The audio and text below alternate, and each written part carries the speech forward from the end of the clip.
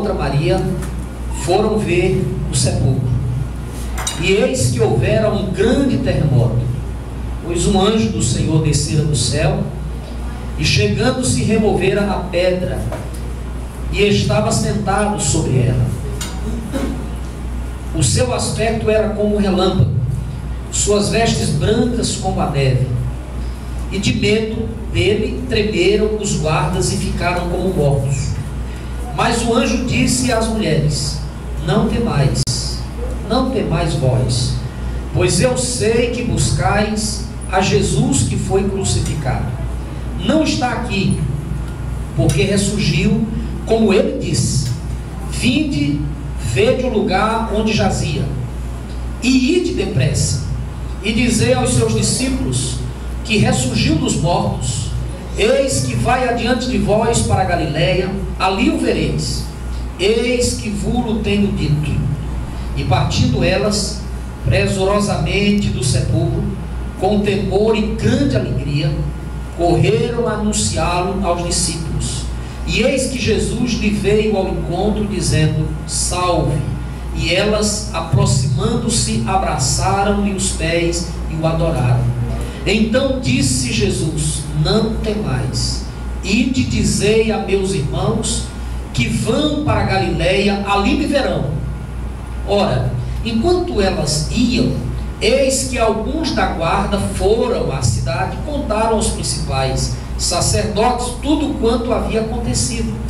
E congregados eles com os anciãos, e tendo consultado entre si, deram muito dinheiro aos soldados, e ordenaram-lhes que dissessem: vieram de noite os seus discípulos, e estando nós dormindo, furtaram-no. E se isto chegar aos ouvidos do governador, nós o persuadiremos e vos livraremos de cuidado. Então eles, tendo recebido o dinheiro, fizeram como foram instruídos. E essa história tem se divulgado entre os judeus até o dia de hoje. Partiram, pois, os 11 discípulos para a Galiléia, para o monte onde Jesus havia lhes designado. Quando viram, o adoraram, mas alguns duvidaram. E aproximando-se Jesus, falou-lhes dizendo: foi-me dada toda a autoridade no céu e na terra. Portanto, ide, fazei discípulos de todas as nações, batizando-os em nome do Pai, do Filho e do Espírito Santo, ensinando-os a observar todas as coisas que eu vos tenho mandado, e eis que eu estou convosco todos os dias, até a consumação dos séculos. Amém e amém. Senhor, muito obrigado pela tua palavra. Te pedimos que o Senhor nessa noite, por amor e misericórdia, ministre uma palavra ao nosso coração. Senhor, tira de nós todo o cansaço, não permitas que nada roube de nós a tua palavra. Nos dá a rapidez de raciocínio, a capacidade de compreensão daquilo que deseja falar conosco. É assim que nós te oramos, com perdão dos nossos pecados, em nome de Jesus. Amém e amém. Os irmãos podem sentar. Louvado seja o nosso Deus. Queridos, o pastor pediu para que eu desse uma palavra sobre a lei. E eu confesso, eu pensei que já o encontraria aqui, e eu confesso aos irmãos que, pelo tempo, ficou difícil para fazer uma reflexão detalhada sobre esse tema. Mas eu queria fazer uma relação da lei com a missão. Existem 3 temas extremamente importantes na Bíblia Sagrada, que eles são correlatos: a lei, a graça e a santificação. Esses temas estão associados àquilo que nós vamos centrar a nossa reflexão doutrinária nessa noite, que é a missão que o Senhor Jesus Cristo entregou à sua igreja. Tamanho do desafio que nós temos. A lei, ela foi dada, a gente sabe que aonde não há lei, não tem pecado. É assim que nós aprendemos nas Escrituras. Por exemplo, no estudo do direito, onde não tem lei, não tem crime. A lei é a referência. No Antigo Testamento, a lei de Israel, ela tem pelo menos 3 aspectos. Ela tem um aspecto cerimonial, litúrgico. Por exemplo, o sacerdócio tinha, por exemplo, características instituídas por Deus, e aquilo era lei. A roupa que ele vestia, o tamanho do tabernáculo, as divisões do tabernáculo, tudo aquilo tinha uma razão de ser, e aquilo era um mandamento que se fizesse exatamente do jeito que se tinha que cumprir. A lei tem um aspecto civil. O aspecto civil é basicamente esse que a gente estuda na lei. Ela tem a característica de determinar a conduta e a sanção. Como é que nós devemos proceder e se assim não fizermos, o que é que vai acontecer? A lei tem essa característica, mas ela tem um terceiro aspecto, que é o aspecto moral. Por que que ela existe? Qual é a razão dela existir? Por isso que a Bíblia nos ensina que o fim da lei é Cristo, para a justiça de todo aquele que crê. Nós não temos condições de viver fundamentados no legalismo, porque a gente jamais teria condições de cumprir toda a lei como ela foi ordenada. E aí Jesus faz no seu sangue um novo pacto, uma nova aliança. Isso não significa dizer que agora nós temos permissão ou licença para a gente pecar. Pelo contrário, agora nós estamos diante de uma responsabilidade extremamente maior do que aquela que nos era imposta no Antigo Testamento. Vou lhe dar um exemplo. Na celebração da ceia do Senhor, o apóstolo Paulo agora orienta a igreja aos Coríntios, ou a igreja de Corinto, que é uma igreja extremamente problemática. Quando ele escreve a carta àquela igreja, ele chama aquela igreja de infantil e carnal. Diz àqueles irmãos que eles não podem comer uma comida sólida, por isso eles se alimentam como meninos. E aí Paulo destaca, por exemplo, a divisão ou as divisões que há naquela igreja. Quando ele está falando da ceia, que é um momento extremamente importante para nós cristãos, ele diz: examine-se, pois, o homem a si mesmo, e aí veja se é digno de comer do pão ou beber do vinho. Ele está falando dessa aliança que temos com Deus, mas a responsabilidade que agora nós temos diretamente diante de Deus pelos nossos atos. Portanto, a lei tem esse aspecto. Deus agora trabalha diretamente conosco, com a sua igreja. E aí eu quero aproveitar isso e fazer com os irmãos uma reflexão, meus irmãos, sobre a nossa responsabilidade missionária. Quando a gente fala da responsabilidade missionária, geralmente nos vem de imediato à mente a ideia de que algumas pessoas na igreja são missionários, porque vão fazer um curso de missiologia e vão fazer um trabalho específico em determinado lugar. A missão é dada à igreja. A igreja deve escolher aqueles que ela tem de melhor, a partir dos seus recursos humanos, financeiros, materiais, e aplicar tudo isso na obra do Senhor. É o melhor que nós devemos dar para Ele. Mas todos nós temos essa grande responsabilidade. Esse é o nosso desafio. E em nenhum momento da história o mundo precisou mais da igreja do que o que está precisando agora.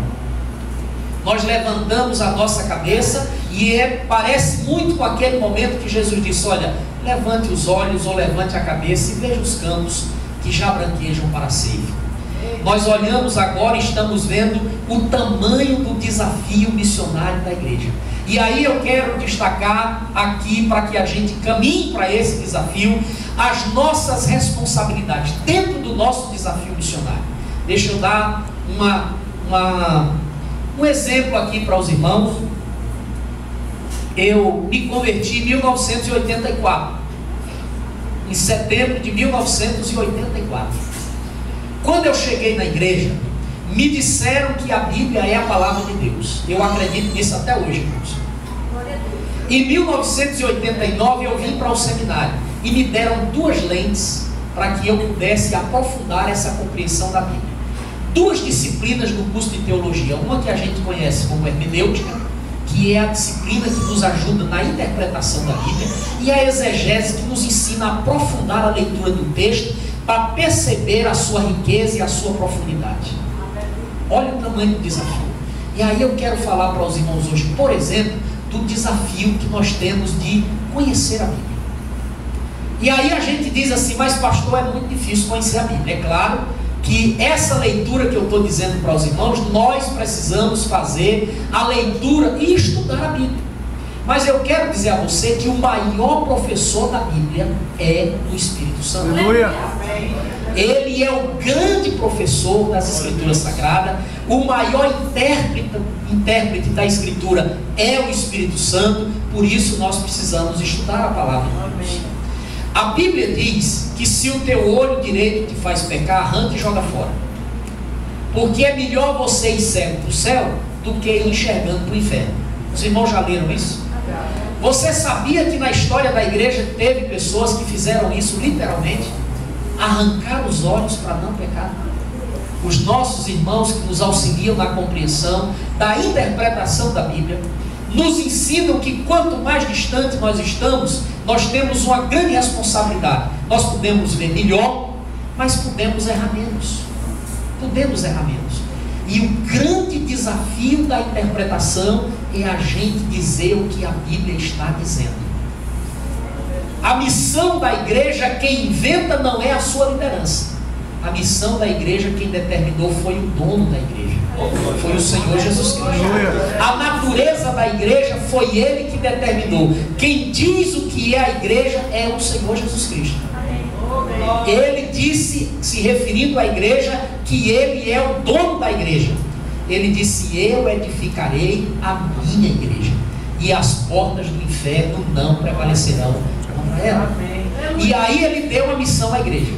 O apóstolo Paulo experimentou aquilo que nós sabemos que é a porta de entrada da igreja: a conversão genuína. A porta do templo é aquela dali, que está o nosso querido cantor Aristeu e a irmã. Quando a gente vai chegando, ele abre aquela porta. Agora a porta da igreja é o novo nascimento. Essa é Cristo quem abre para a gente entrar. Amém. E é preciso que a gente pregue o Evangelho. É preciso que a gente lance a mensagem do Evangelho, para que o Espírito Santo convença os pecadores do pecado, da justiça e do juízo. Olha aí o grande desafio que nós temos de pregar o Evangelho. Aí, meus irmãos, nós temos o desafio da edificação, de crescer pela busca devocional. E essa busca devocional, nós temos três coisas que são extremamente importantes para a gente. A leitura da Bíblia. Aí a gente diz assim: ah, pastor, eu não consigo entender a Bíblia. Eu leio, e eu não consigo entender. Mas não entende uma novela? Que é mais complicado. Quem é que consegue penetrar na cabeça do novelista? Ele vai inventando, e a gente vai assistindo e vai aprendendo. Não lê às vezes um romance, eu não sei qual é o estilo literário que mais você gosta de ler, mas a gente se identifica com alguns, e aí a gente vai lendo, e vai aprendendo, e vai caminhando. O problema nosso é porque a gente pega a Bíblia e diz: não, pastor, eu estou com a Bíblia e não abro. Mas tem que abrir. Se você abrir e ler, aí você vai entender, não é? A gente fica com ela, eu estou com ela e não abro, mas tem que abrir. Se abrir, vai entendendo, vai meditando. Por exemplo, é muito simples. Você começa lendo a Bíblia, está escrito no começo, no princípio, criou Deus o céu e a terra. Olha só, isso, irmãos, é a mais profunda afirmação que nós temos hoje. Enquanto nós estamos pregando isso, a mente secular está ensinando que isso não é verdade. O mundo não é uma criação, o mundo é uma evolução. E quem criou que evoluiu? Eles não sabem explicar, mas eles tentam desconstruir a verdade do Evangelho. Virou um jargão simples de ser falado em tudo que é programação da mídia secular, que não existe certo e errado. O caminho, você vai caminhando e não tem nada certo, não tem nada errado. O que é que eles fazem? Eles tiram o conceito de verdade absoluta, eles tiram o conceito de Deus. Isso é que é perigoso. A Bíblia diz que o princípio da sabedoria é temer o Senhor. Por que é que nós devemos temer o Senhor? Porque Ele é santo.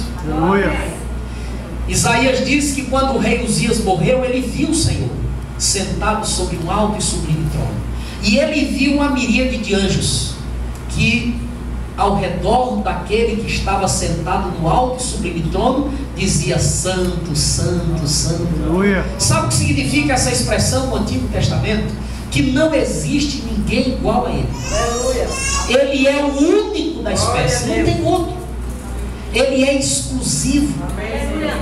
Ele é santo. Porque por causa da sua beleza, por causa da sua grandeza, por causa do seu poder, Ele criou e Ele governa todas as coisas em justiça e amor. Nada lhe escapa do controle. Ele tem o controle de todas as coisas. E aí todos o admiravam, todos se prostravam diante da sua santidade. Isso gera temor. A admiração pela sua grandeza, pela sua santidade, pela sua perfeição, pela sua justiça, pelos atributos do seu caráter e da sua natureza. No Novo Testamento, essa palavra tem duas conotações. Tem uma de escolha feita por Ele e um processo de mortificação da natureza terrena, porque agora nós devemos submeter a nossa vida a Ele. Aí é o processo. Aí é o desafio. Ele chama, Ele escolhe. É muito importante a gente fazer um apelo, a gente fazer um convite, dizer aos pecadores que Deus está dando a oportunidade para que eles possam confessá-los. Mas escute uma coisa: se você não estiver aqui, porque o Espírito Santo lhe convenceu do pecado, da justiça e do juízo, eu vou dizer a você com toda a tranquilidade: você é apenas religioso.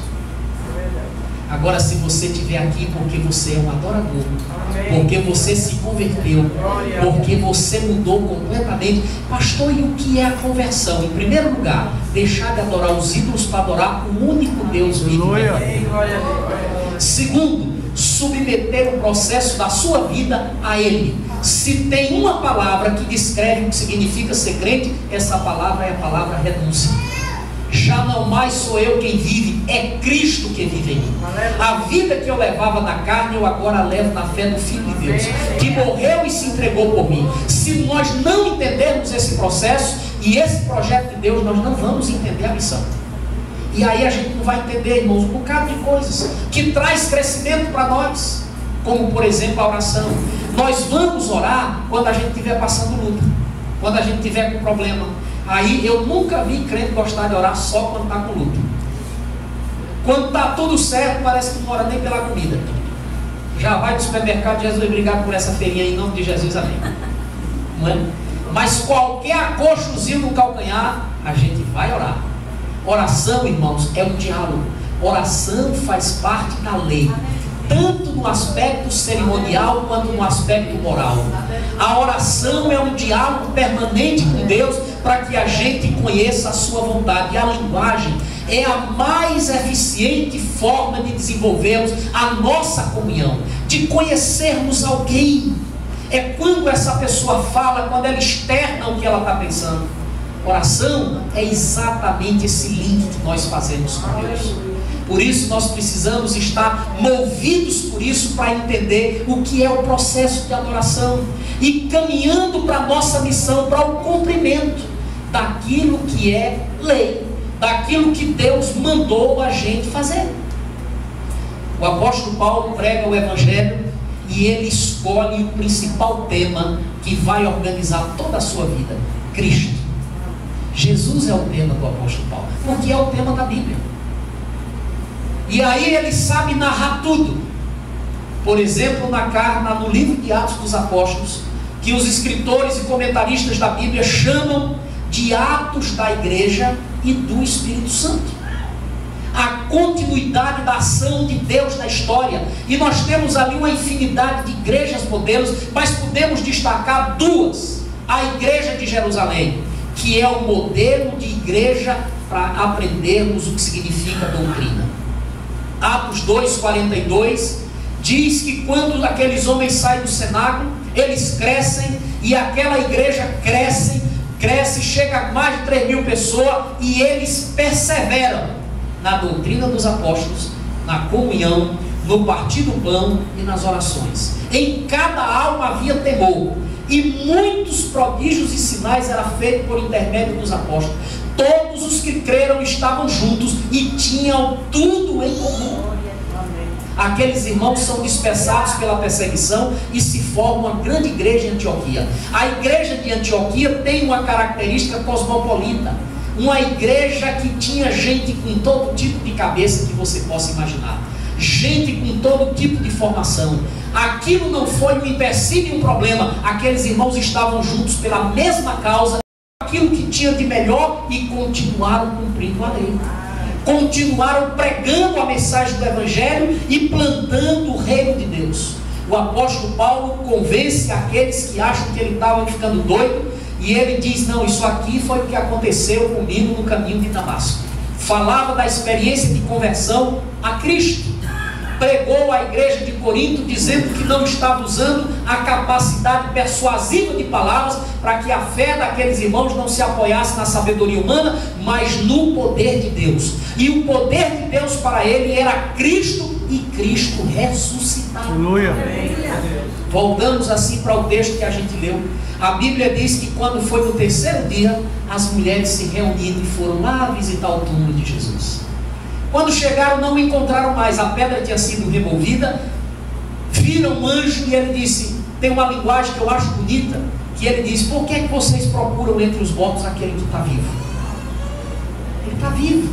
Ele não disse, do jeito que ele disse que ia acontecer, aconteceu. E ali elas começam a receber a missão, a ordem do que devem fazer. No final das contas, Jesus aparece a eles e diz: toda autoridade me foi dada no céu e na terra. Ide, portanto, e fazer discípulo de todas as nações, batizando-os em nome do Pai, do Filho e do Espírito Santo, ensinando-os a guardar o que eu vos tenho mandado. E eis que estou convosco todos os dias, até a consumação dos séculos. Olha onde está a promessa das grandes bênçãos de Deus. Aonde é que está a presença de Jesus? Está no cumprimento da missão da igreja, irmãos. Muitas vezes nós não entendemos isso.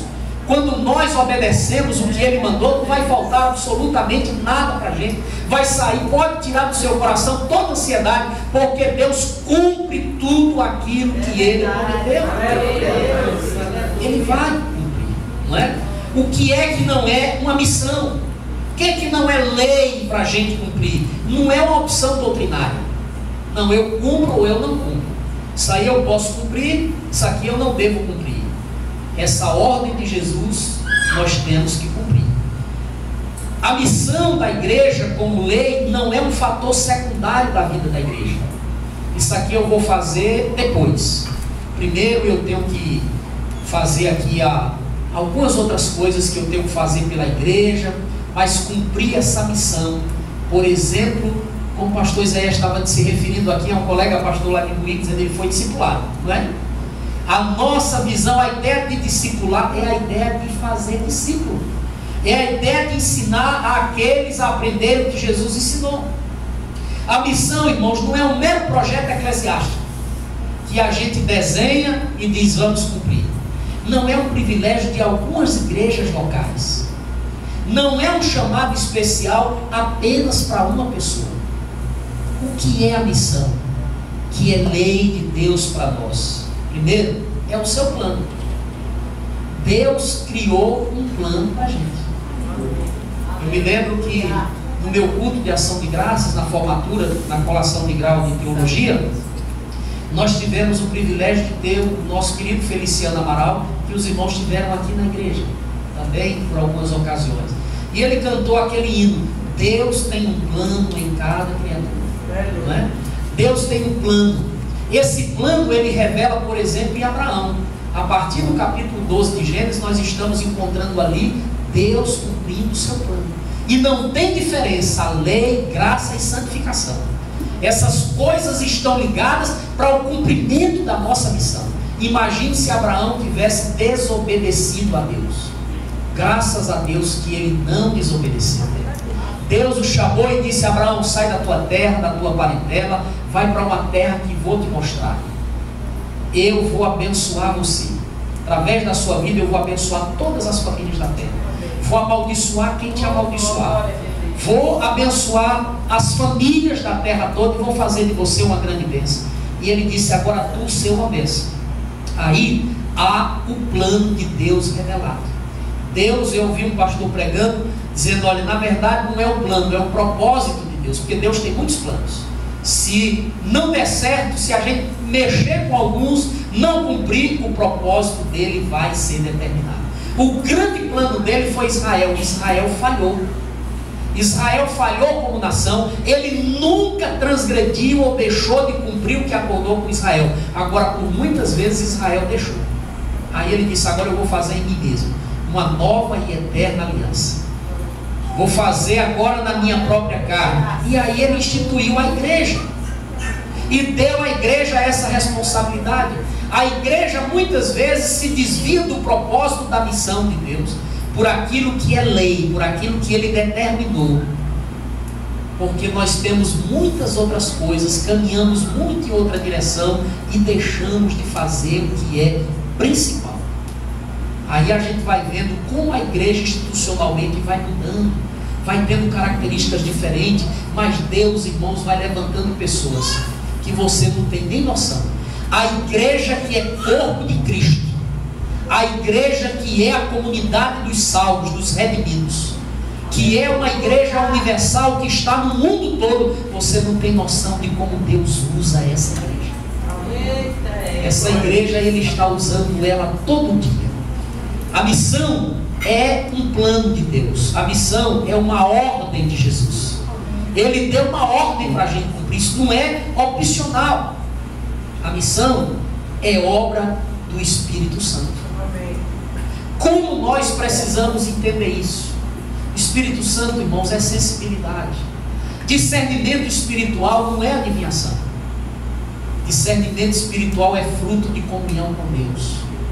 E aí a gente vai entendendo os mistérios de Deus para a vida da gente.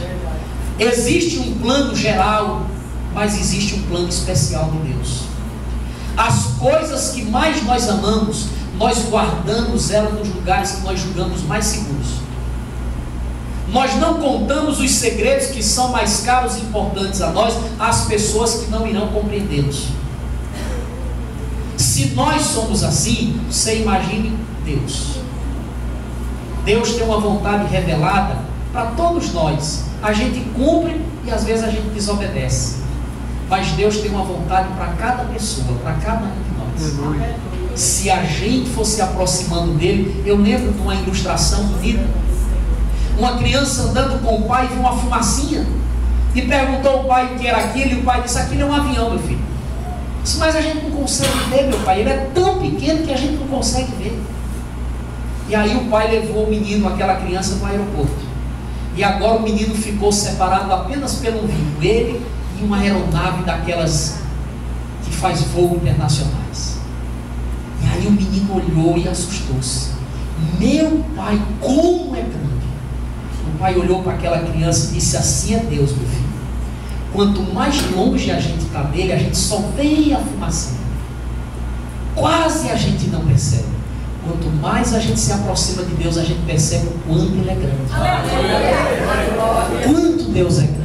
Esse é o grande desafio nosso, não é? Nesse plano de nos aproximarmos. Eu me lembro que eu participei do culto fúnebre do Robson Cavalcante. Um dos grandes líderes da igreja. Ele era anglicano, mas tinha uma influência em muitas igrejas evangélicas, inclusive muitos segmentos da Assembleia de Deus. Ele foi assassinado pelo filho adotivo há um pouco menos de 5 anos atrás. E eu estava no culto fúnebre. O Robson Cavalcante, ele era anglicano, e todo ano ele pregava na abadia de Westminster para a família real inglesa.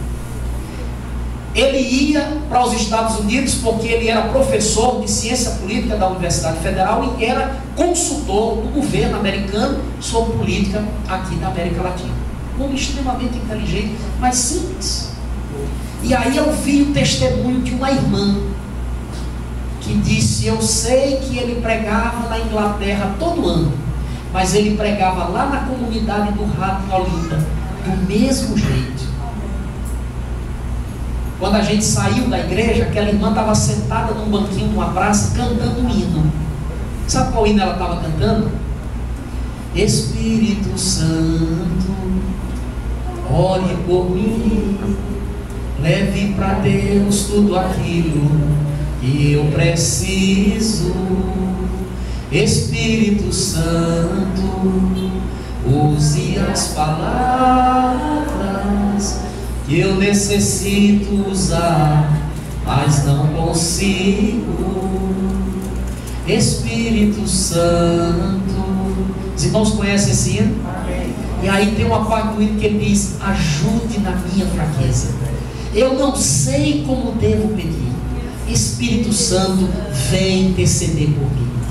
A lei, irmãos, é a ação do Espírito Santo na nossa vida. A gente só cumpre as determinações de Deus se o Espírito de Deus cuidar da nossa vida. Nós precisamos dessa relação com o Espírito Santo. Por isso que a Bíblia diz que nós não devemos fazer mal ao Espírito Santo, não devemos entristecê-lo.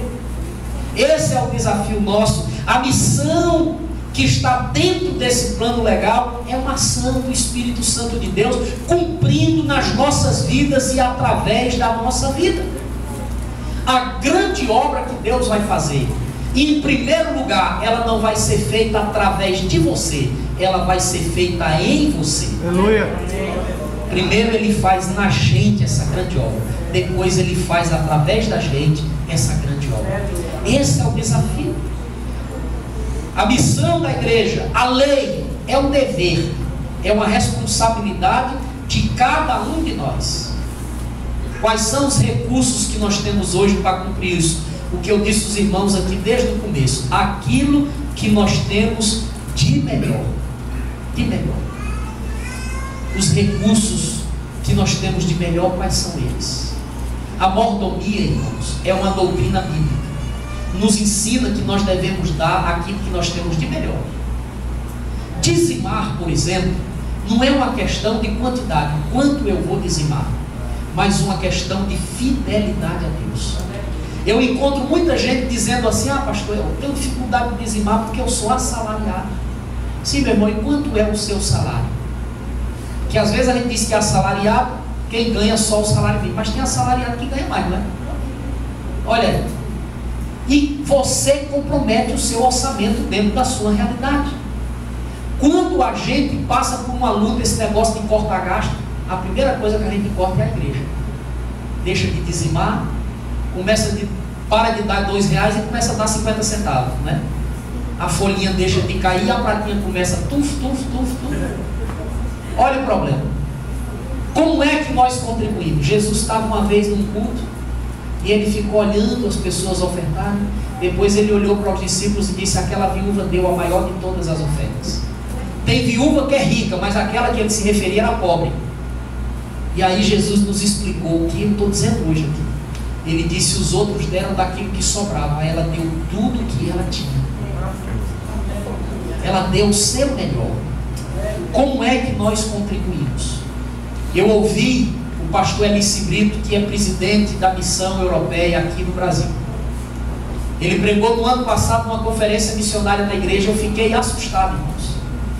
Você sabe quanto cada crente contribui para missões por ano, somando o número de missionários brasileiros fora do Brasil e o tamanho da oferta missionária que é destinada para lá? Quanto cada um de nós chega a dar para missões? 36 centavos por ano. Nós gastamos muito mais com hambúrguer, com Coca-Cola, do que com a obra missionária. Olha o tamanho do problema. Você sabe como nós devemos fazer? Nós devemos dizer: Senhor, se tu quiseres, tu pode me usar. Eu me lembro que no seminário, todo sábado, nós tínhamos um culto missionário. E o hino que abria e fechava era a gente cantando: quanta coisa tenho feito para o meu próprio prazer, tenho andado à procura do meu próprio bem querer, enquanto existe tanta gente ansiosa por aí, não te conhecendo assim como eu conheço a ti, e o chamado que um dia tu fizeste a mim, e ao qual sem hesitar eu disse sim, ressoou nos meus ouvidos como da primeira vez, e a ti, Senhor, eu novamente digo sim, Eis-me aqui, eu livre estou ao teu dispor, para onde tu quiseres me enviar. Me coloco submisso a ti, Senhor, para o teu querer em mim realizar.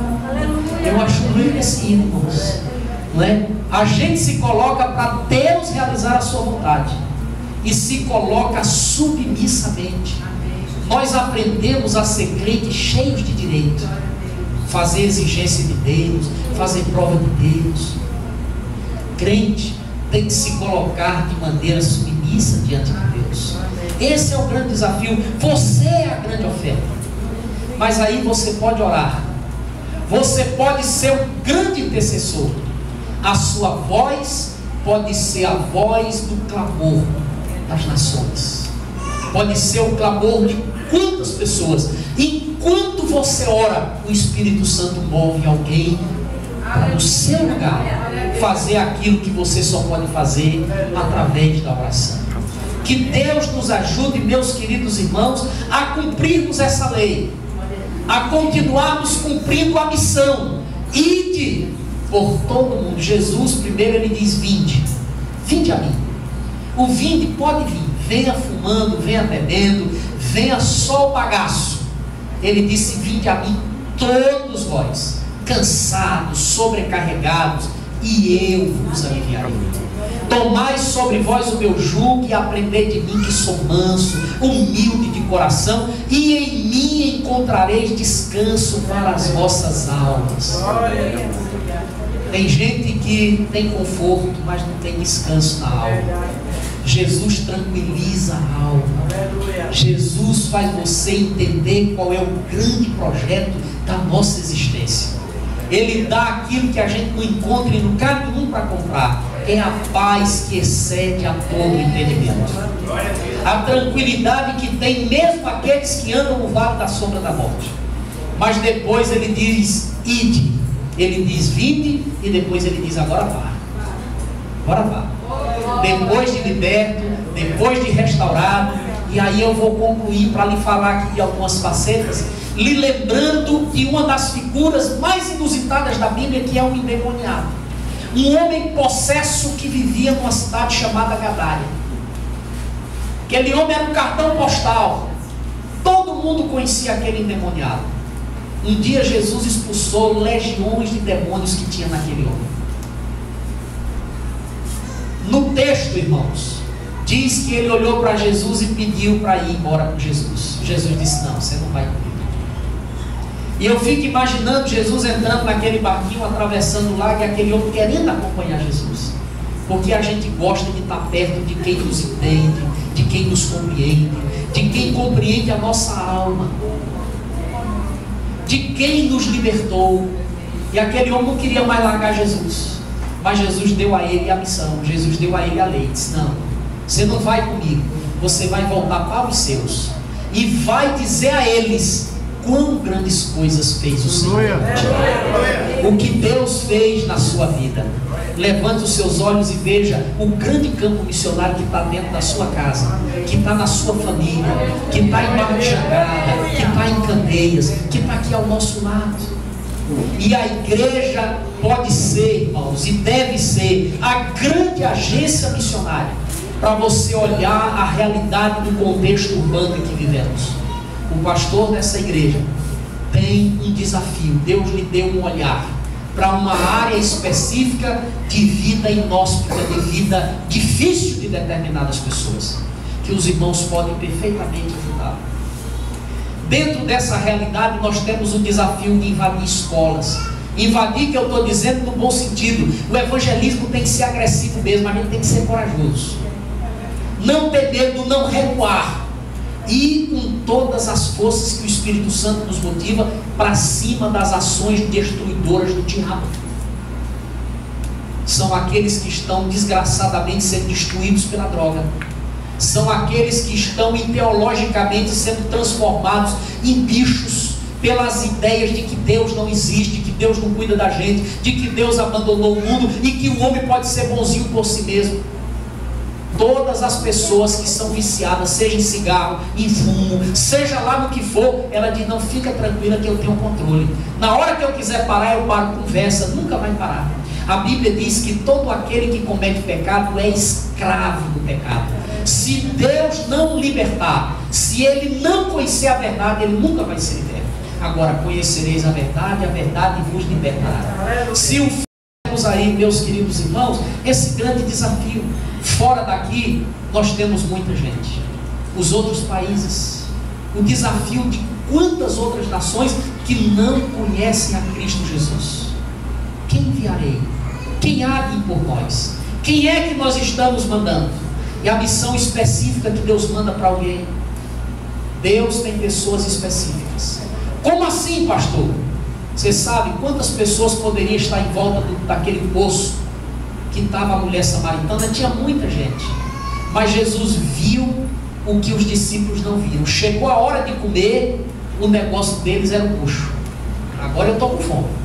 Jesus disse: então vamos atrás de comida. Sabe o que ele fez? Parou e foi conversar com uma mulher. Jesus quebrou ali algumas regras. A mulher se assustou e disse: como é que tu conversa comigo? Eu sou uma mulher samaritana, tu é um judeu.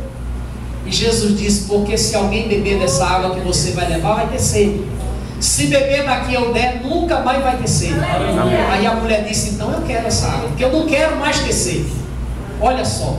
Aí Jesus conversa, entra na intimidade daquela mulher. Mas para resumir, sabe o que Jesus viu naquela mulher? Viu uma grande missionária. Viu uma mulher que sabia o que era adoração. Glória a Deus. Uma mulher que conhecia os seus descendentes, sabia de quem era aquele poço. Tu é maior do que o nosso pai Jacó. Ela sabia tudo. Onde é que a gente deve adorar? Em Jerusalém ou no monte? Jesus disse: em espírito e em verdade. Aquela mulher vai lá na cidadezinha de Sicá e traz a cidade toda a Jesus. E aquela cidade olha para ela e diz: agora não é porque você disse, porque ela foi lá e disse. Ela foi uma grande missionária. É porque a gente viu quantas pessoas nós levamos a Cristo. Jesus parou num determinado lugar, no meio de uma multidão, olhou para cima e viu um camarada pendurado lá numa árvore. Disse: eu vou dormir na tua casa. Viu aquele homem como ele mesmo se via, como um ladrão, como um homem que subtraía recursos. Jesus disse: eu vou para a tua casa hoje. Aquele homem não aguentava mais, ele estava desesperado para ver Jesus. Que Deus nos dê os olhos, meus irmãos, de Cristo. E antes de entrar na casa daquele homem, Jesus disse que ele era filho de Abraão, que ele era filho da promessa. Que Deus nos ajude a cumprir essa missão de maneira específica. Senhor, nos dá os teus olhos, nos dá discernimento para essa obra. É assim que nós vamos cumprir a lei, em nome de Jesus. Amém? Que Deus nos abençoe, que Deus nos ajude. Feche seus olhos, vamos orar, pedir que o Senhor nos abençoe, em nome de Jesus. Pai, muito obrigado por essa noite, obrigado pela tua palavra. Faz de nós cada dia missionários na lei que o Senhor nos designou, plantando moralmente esse aspecto, ó Deus, da responsabilidade. Nós temos diante de Ti, os pecadores, uma grande responsabilidade. Continue abençoando essa igreja, o pastor Cleio, toda a equipe pastoral, diáconos, diaconisa, presbíteros, ó Deus, enfim, toda essa igreja como um todo. Sobre nós esteja a Tua graça, que as tuas bênçãos repousem sobre esse ministério a cada dia, em nome de Jesus. Amém. Amém. Ela entrou no nosso coração, ela nos levanta, ela nos ensina e ela nos aproxima de Ti, Pai amado, em nome de Jesus. Abençoa cada irmã, cada um que aqui está, coloca a causa de cada um. O Senhor conhece a necessidade de cada um, Senhor. Toma a frente. Colocamos, Senhor, nossa nação na Tua presença, todas as autoridades. Queremos ter paz, ter uma vida tranquila, e por isso nós te apresentamos as autoridades eclesiásticas, as autoridades políticas, as autoridades empresariais, os patrões, Senhor, todos aqueles que o Senhor colocou sobre a sua igreja, para a gente estar orando. Então nós estamos aqui orando pelas famílias, liberte, entra com salvação, levanta obreiros, abençoa os missionários e nos leva para casa de debaixo de tua mão potente. É o que nós te pedimos em o nome de Jesus. Amém. Que o amor de Deus, o nosso Pai, a graça do nosso Senhor e Salvador Jesus Cristo, as doces e ricas comunhão, seja com todo o povo de Deus agora e sempre. Amém. Abraça teu irmão.